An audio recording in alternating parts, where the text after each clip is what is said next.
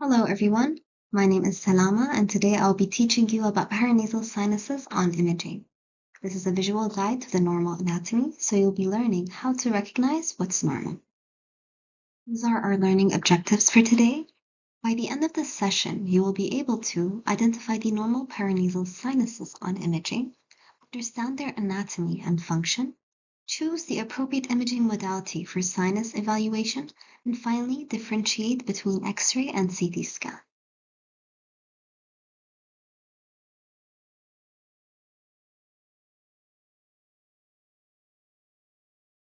So, what are paranasal sinuses? Paranasal sinuses are air-filled cavities within the bones of your skull and face.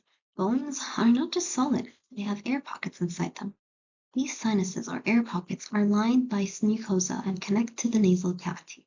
Their roles include making the skull bone lighter, forming inhaled air, helping with voice resonance and balancing pressure, and finally, protecting against pathogens by making mucus that drains your nose, keeping it free of germs and allergens. It is important to note that they open into the lateral wall, the nasal cavity, through small openings or orifice, which we call osteo. We have four paired sinuses. Each paranasal sinus is named according to the bone in which they are located. If you see here on the frontal and lateral view of this picture, frontal sinus from its name is located in the frontal bone above the eyes, which is labeled in green here. The moidal sinus is located between the eyes on either side of the nasal septum, and it is made up of multiple small air cells labeled in blue here. Maxillary sinus is located in the maxilla within the cheeks, which is the largest of all sinuses. And finally, sphenoid sinus, which is deep in the skull, posterior or behind the nasal cavity. All of them open into the nasal cavity, which we'll touch on later, though not in depth since this session focuses on imaging. Where did the terms originate from? Frontal sinus comes from the word frons, which means forehead in Latin. Meanwhile, maxillary sinus comes from the word maxilla, which stands for jaw or specifically upper jaw. This is a pyramid of Khafra in Egypt. I've included it here to later illustrate how maxillary sinus resembles a pyramid in shape. You have the sphenoid, which comes from the word sphen, meaning wedge. If you look at the sphenoid bone, it looks like a wedge-shaped object. And finally, you have the ethmoid sinus, which comes from the word sieve. The ethmoid bone is composed of three main parts: the cribriform plate, which is labeled in pink here, the perpendicular plate, which is in red, and the ethmoidal labyrinth, which contains the ethmoidal air cells. The crista galli, seen in blue here, is a bony projection of the ethmoid bone that extends into the anterior cranial fossa. The cribriform plate, also called the lamina cribrosa, forms the roof of the nasal cavity, and it's perforated by numerous olfactory nerve fibers, giving it a sieve-like appearance. And if you look at here, this is another image of the ethmoid bone, looking at the ethmoidal air cells, which resemble a honeycomb appearance. This slide is just for reference. We use specific terms when we refer to certain structures in different planes and directions. We have three main planes: coronal, which is also called frontal view; sagittal, which is also called lateral view; axial, which is also called transverse. Then we have directions. Anterior is also called ventral sometimes. Posterior is also called dorsal. And we have other directions, which you can see here. Let's start talking about the frontal sinus. Anatomy is always important to remember. The frontal sinus is near the anterior cranial fossa, which is seen in this picture. The frontal bone is highlighted in blue here. The borders of the frontal sinus are important to remember. Inferiorly, or below, you have the orbital portion of the frontal bone, which is near the eye. This separates the frontal sinus from the orbit or the eye socket. Posteriorly, it lies against the anterior cranial fossa, which separates the sinus from the dura mater and the frontal lobe of the brain, which will lie here. Anteriorly, the frontal bone forms the external surface of the forehead. And as mentioned earlier, the ethmoid bone, which is seen here in pink, has a superior projection called the crista galli, which is an important landmark. You later learn that this is where the falx cerebri, fold of the dura mater, attaches.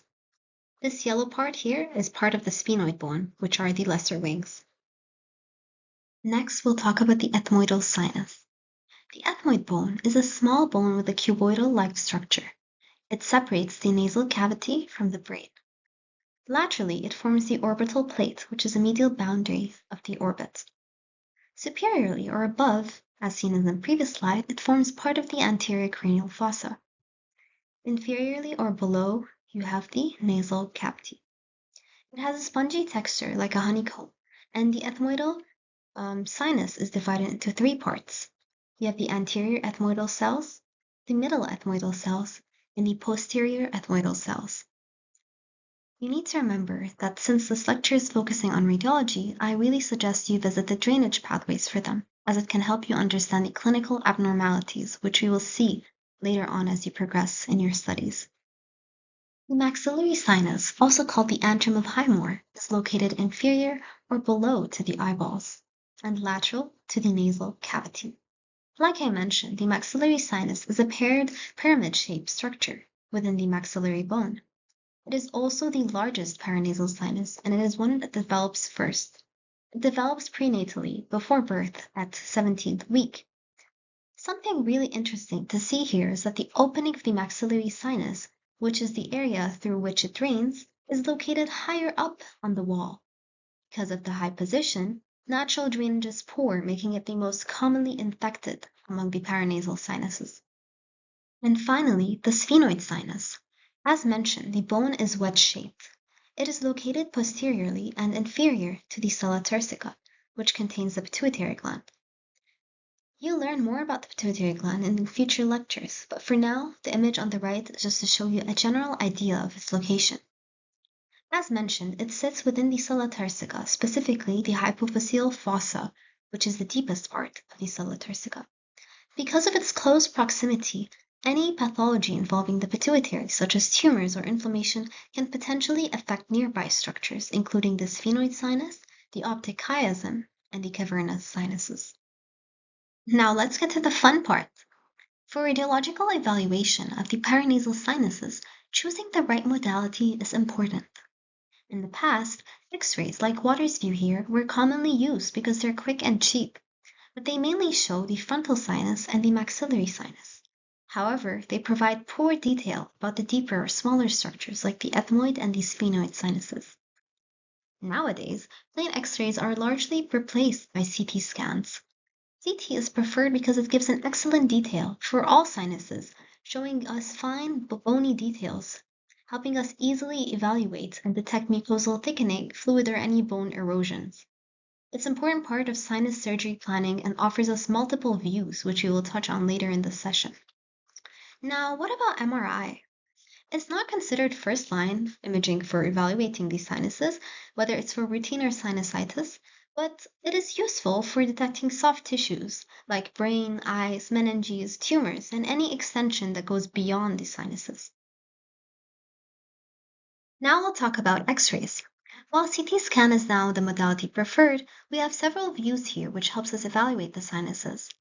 Firstly, on the left here, you have Waters' view, which is also called the occipital-mental view.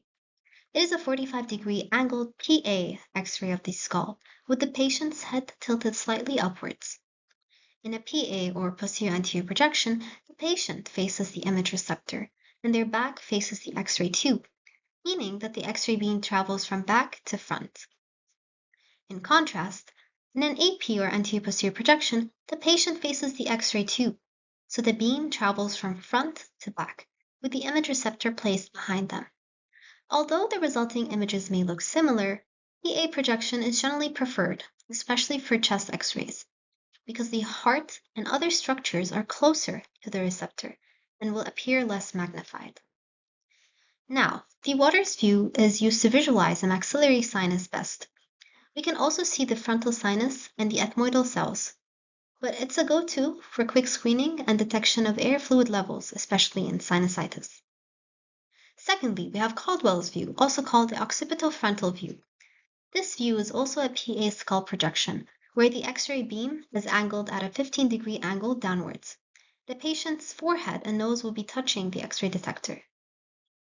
It is good to detect frontal, sinus, and ethmoidal air cells while minimizing obstruction caused by the petrous ridge of the temporal bone. Finally, we have the lateral view, where the sphenoid sinus is seen best. It is important for detecting sphenoid sinusitis, which can be subtle and often missed in other views. This view is also used in pediatrics and is helpful for evaluating adenoids or nasopharyngeal masses. Now we move on to CT scan.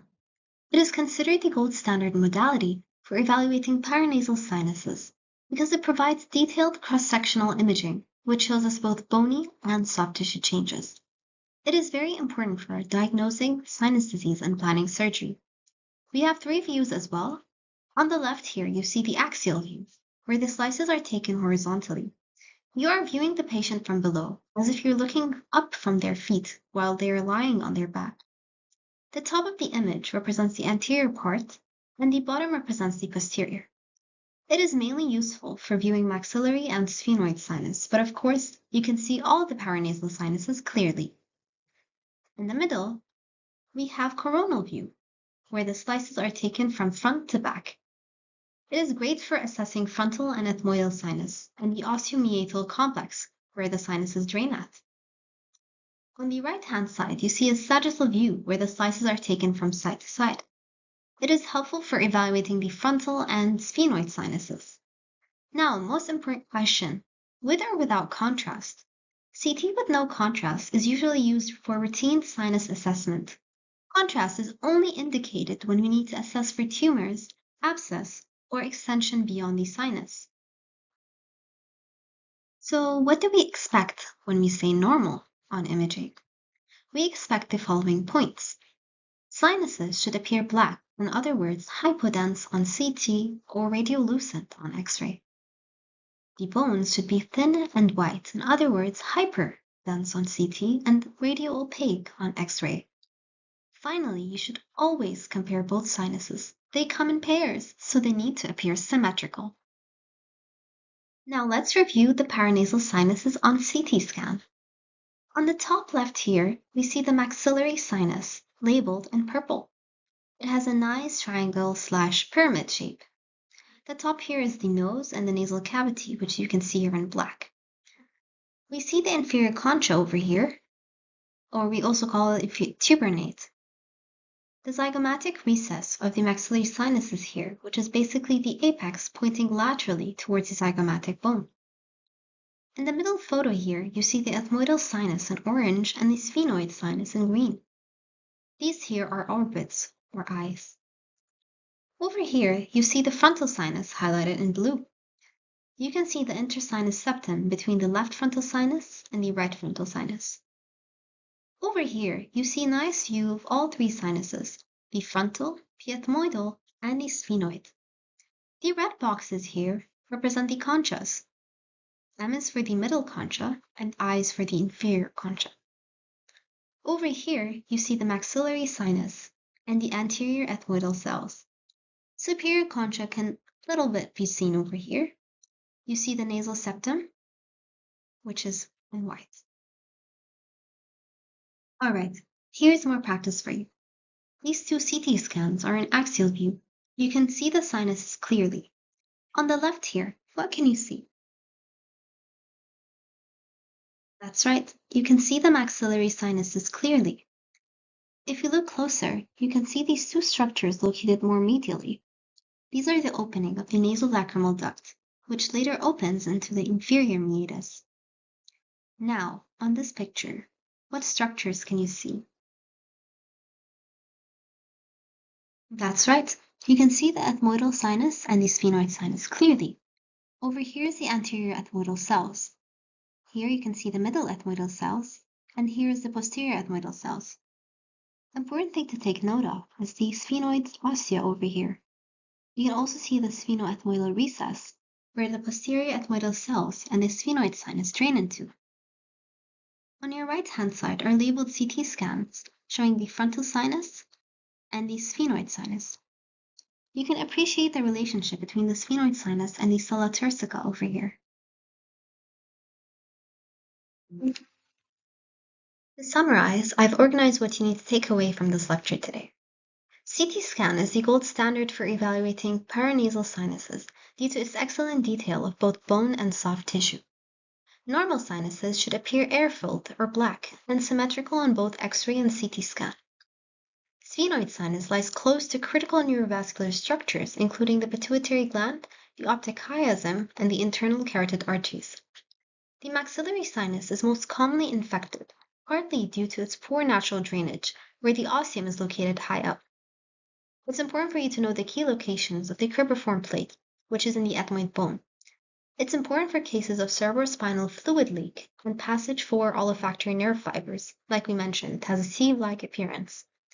And the sella turcica, which is located in the sphenoid bone and houses the pituitary gland.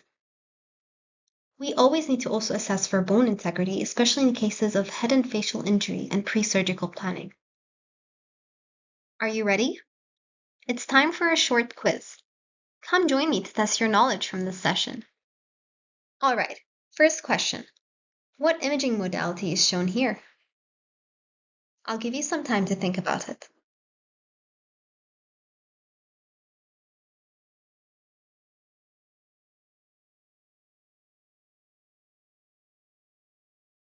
If you said X-ray, then you're correct. More specifically, we are looking at Waters view.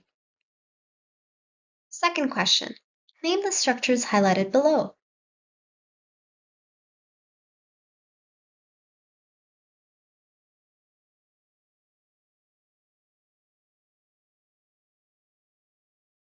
All right, so these are the maxillary sinuses in red. You can tell by their location beneath the orbits, appearing as the largest air-filled structures in the face, whereas the frontal sinus is labeled here in orange. Now again, third question. Name the structures highlighted.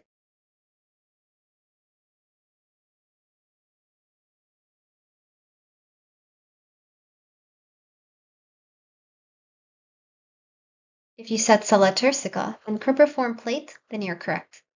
Bonus points. What is the importance of each?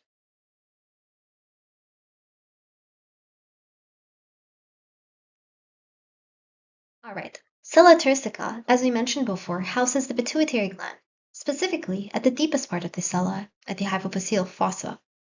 Meanwhile, the cribriform plate has tiny perforations, which allows the olfactory nerve fibers to pass through from the nose to the brain. Question 4. Name the structure highlighted again.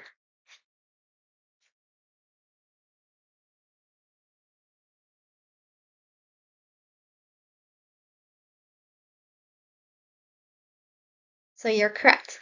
Red is the frontal sinus, purple is the ethmoidal sinus, and green is the sphenoid sinus. Final question. How do you describe the appearance of the maxillary sinus here?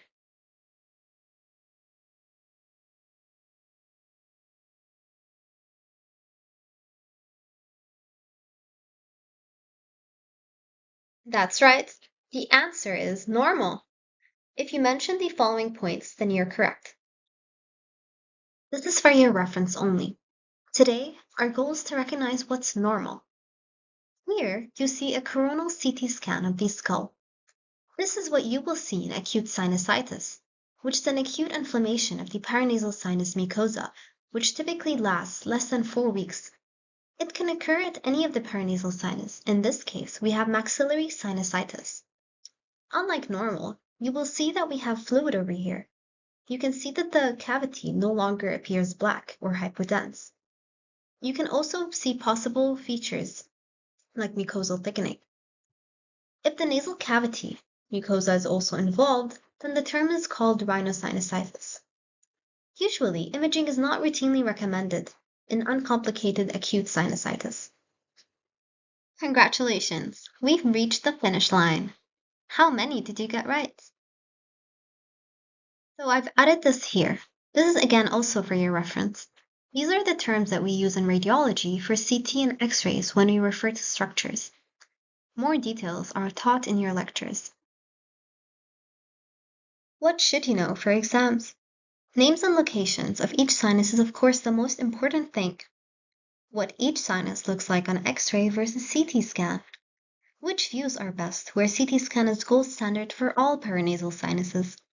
ethmoidal sinus's relationship to the brain through the cribriform plate, sphenoid sinus's relationship to the solatersica and pituitary gland as we have discussed, and of course, normal, how it appears on imaging. Based on previous experiences and colleagues' feedback, these resources are extremely good and highly recommended for first-year students and beyond to both reinforce anatomy and recognize pathologies. In my slides, I've used Radiopedia. It has a lot of interactive annotated slides, and I've put a link here for you to see. These are perfect for visual learning. Thank you all for your time and attention. I truly hope this lecture helped clarify key concepts and gave you a clearer understanding of paranasal sinuses. If you have any questions or would like to review a topic in more detail, please do not hesitate to reach out to me through email. I'd be more than happy to help. Wishing you all the best in your studies and future clinical practice.